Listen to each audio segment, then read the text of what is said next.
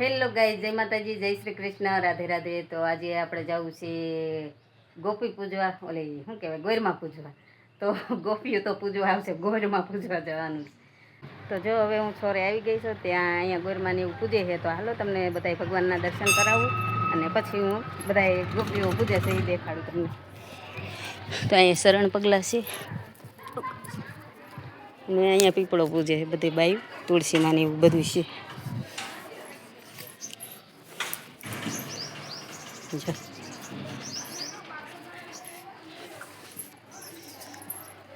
ને સોરો છે, સીતારામ, ગણપતિ બાપા, આ બાજુ હનુમાન દાદા, કેમ કે હોય જ બધી. અને આ ગરબી મંડળની પડી છે જો. તો હાલો ઓલી બાજુ જઈ અને સામને જો અહીંયા હનુમાન દાદા બેઠા છે. તો આપણે હનુમાન દાદાના દર્શન કરી લ્યો બધાએ. તો હાલો ઓલી બાજુ છે ગોરમાં, તો એ બાજુ જાય. ને અમારે સરપસ આવી ગયા છે પૂજવા. જાઓ પૂજા લઈ આવ્યા છે અમારે બેનપણી, તો એ પૂજા કરી લેજો અહીંયા ભગવાનની.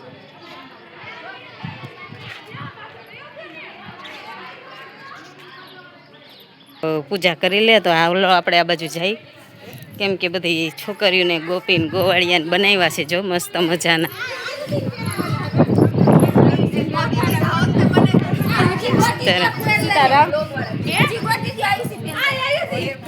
આ ગોવાળિયા બનાવ્યા છે જોજે, એટલા ગોવાળિયા બનાવ્યા છે. ને આ બાજુ એમને બધા મોટા પાડી દીધા. તો અહીંયા જો ગોરમાં બે સાઈડ છે.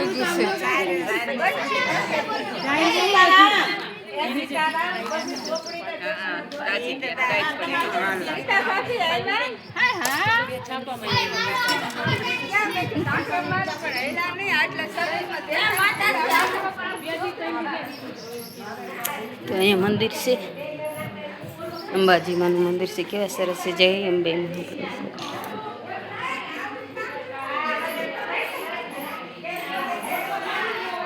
શરણ પગલા છે.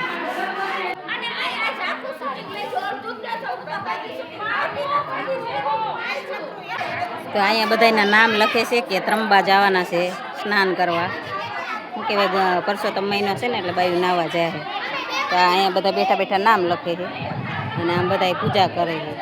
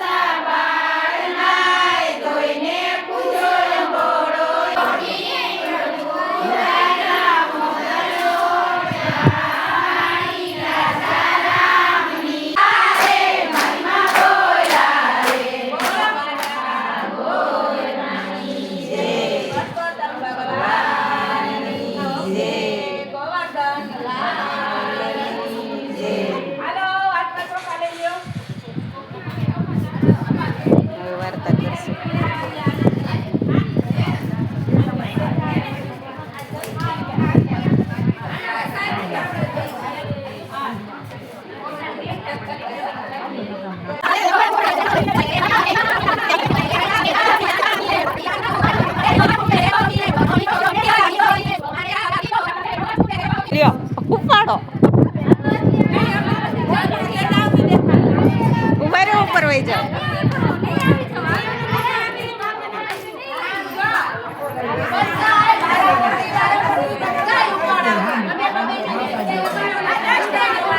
એ આમ સાઈડ માર્યો થોડાક તો અહીંથી દેખાય.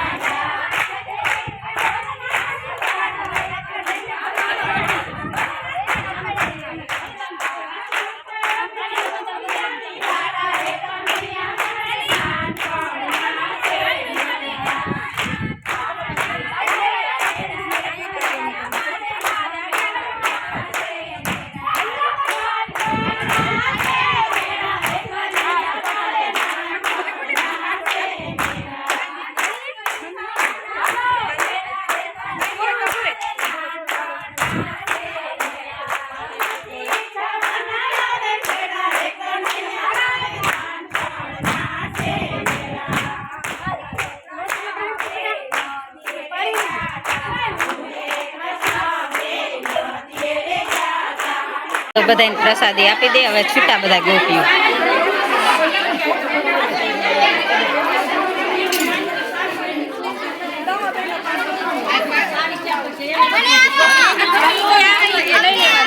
તો આ ધર્મરાજાની પૂજા કરી છે. તો ઉજવણું છે ને તો આ શું કહેવાય, ખંડ પૂર્યો એમ કહેવાય ને. તો જો આવી પૂજા કરી છે. બધાને રંગે છે કંકુથી. નહીં તમે બધાને રંગો, તમને નહીં રંગવાના કોઈ?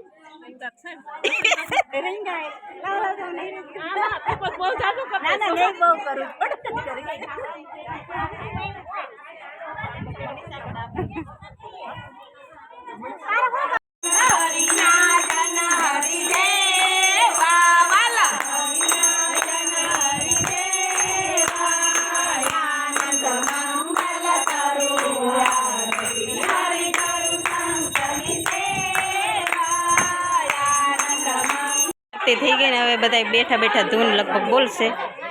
તો જો હવે આરતી દેશે તો આપણે આરતી લઈ લઈ. અને બધા બેઠા છે તો આરતી આવી છે તો લઈ લો.